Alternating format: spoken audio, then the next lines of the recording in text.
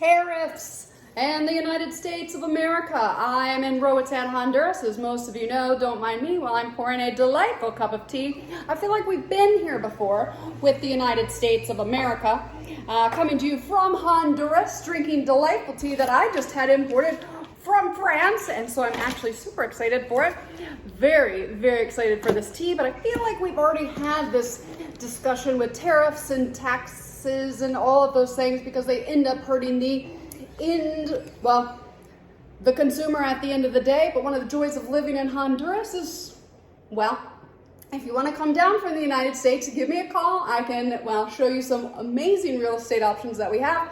But at the end of the day, there's a lot in the media about tariffs and all the things, and it's just, at the end of the day, this order, if I had lots of tariffs, actually all of this information is because I would have gotten taxed. It doesn't matter because we're in Roatan, Honduras, but there's a lot of paperwork saying that I can pass this through because it was not staying in the United States. It was coming to Honduras over from Europe. And so, we do technically have a couple agreements that I don't know if they're going to stand, but if you are from the United States of America, we are used to having the NAFTA and CAFTA, which is the North America Trade Agreement, and we also have the Central America Free Trade Agreement also, which means stuff from the United States can come down through Central America. Now, Colombia has been in the news about tariffs, and that's going to make avocado prices skyrocket just like it did eggs. But back to Roatan, Honduras. If you're thinking about moving to Roatan, it's a great time to come down right now. And a couple things about taxes and when you do come in, or tariffs or import duties or something like that. In Honduras, we have just a sales tax that is 15%, which is, it is taxed on everything. So if you are a consumer or if you are a business, you pay at least 15% on everything that you bring in. This was taxed, I did pay taxes on this. It's about 15% that you can typically pass through to your customer or the end user. Today, I'm the end user for my cup of tea. But taxes here, the sales tax is 15 to 19%, depending on what it is. When that varies, you have like food, but then you also have liquor, hotel tax, things of that nature, and it goes to 19%. But if you have an item that is considered a discretionary item, like perfume, liquor, wine, a luxury car, which is anything really with leather, you can be taxed up to 57%, which is one of the reasons why importing a car from the United States or, from anywhere, it can get very expensive because there's a discretionary tax, an import duty, tariff, call it whatever you want. At the end of the day, it's taxed by the government, and it can be up to 57%, which is one of the reasons that car prices are so high or notoriously high in Roatan, and why we get so many salvage titles down here is because when we bring in a car that's not worth anything because it's been salvaged in the United States, Honduras and the US, we do work a lot together, wrong, right, or otherwise. It's just how it is. We ship cars from the US.